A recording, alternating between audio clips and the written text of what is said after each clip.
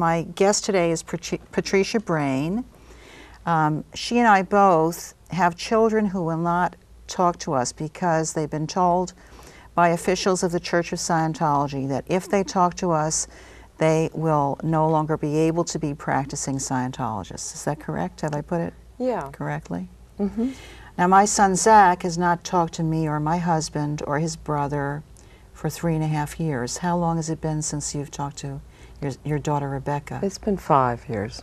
5 years. Yeah. 5 years. Just to let everybody know, we're taping this show on November 6th, 2003, so you get an idea of the time frame. 5 years is a really long time not to be able to talk to your child, isn't it? Yeah. It's actually very interesting because it was 5 years ago, right after my mother passed away, and my daughter at the time was pregnant and with her first child. And she was 17. So the church was not interfering because she wasn't of age. In other words, up until she was 18 years old, they couldn't get in the way of my relationship with her. But she told me a few months before he was born that she wasn't going to be able to talk to me. Once she turned 18, she was going to have to disconnect from me. So what she wanted me to do is to repair my relationship with Scientology. And I wasn't interested in doing that. I had not been a Scientologist for 15 years, and I wasn't interested in being a part of it. Her father was a part of it, and she had an interest in being a part of it. And I said to her, you know, you have to do what you feel is best. And but recently, and in the last 5 years that I've tried to get back in communication with her or get her to talk to me, she has told me that it has nothing to do with the Church of Scientology. She just doesn't want to have a relationship with me. And then other people tell me, well, she can't talk to you because you are not in good standing with Scientology. So I get conflicting reports from her, from them. It's very, very strange situation. When I was kicked out of the church, my husband and I were taken into a room here in LA at a church with a man who is, I don't know if he still is now, but at that time he was the Continental Justice Chief. His name is Richard Valley, and he told me that I had been basically declared a suppressive person. That's the label that Scientology gives somebody that they consider should be shunned by all church members. And he, in front of me, told my husband that my husband had to make the choice to remain in Scientology or to divorce me. What? And he suggested that my husband divorce me, and not only divorce me, but see that I had no connection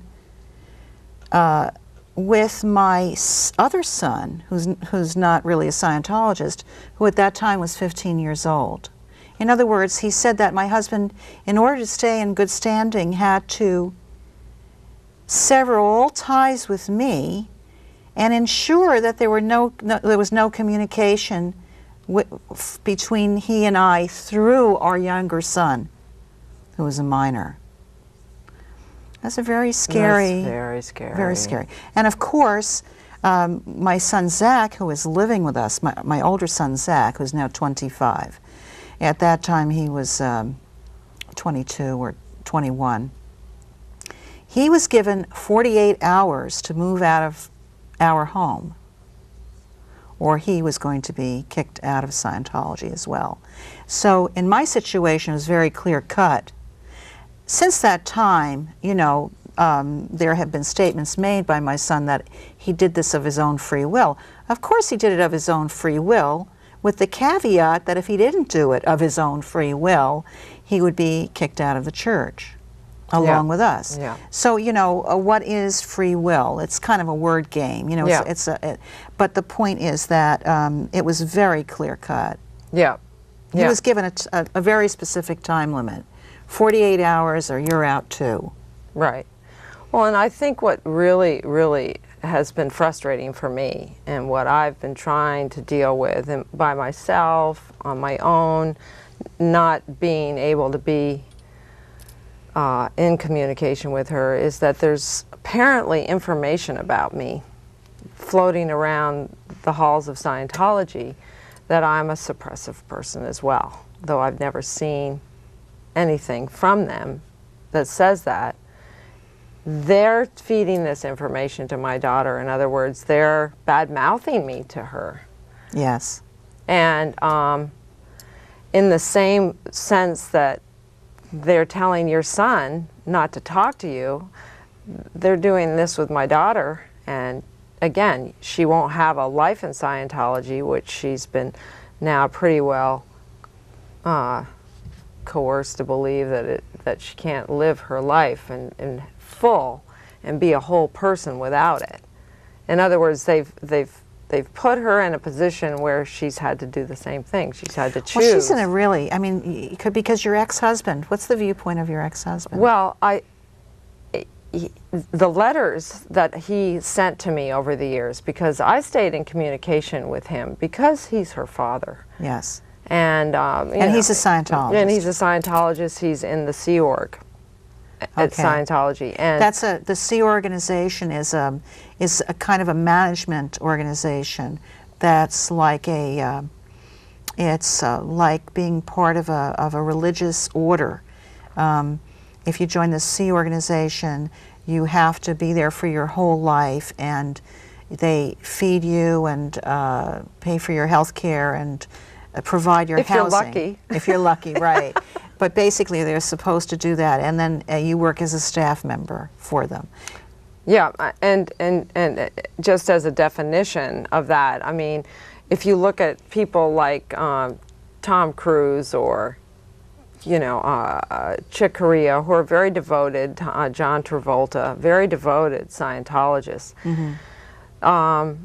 they never see what it is Sea Org members, the lives Sea Org members live. And the reason I left, because I was a Sea Org member, the reason I left is because I wasn't free to take care of my children.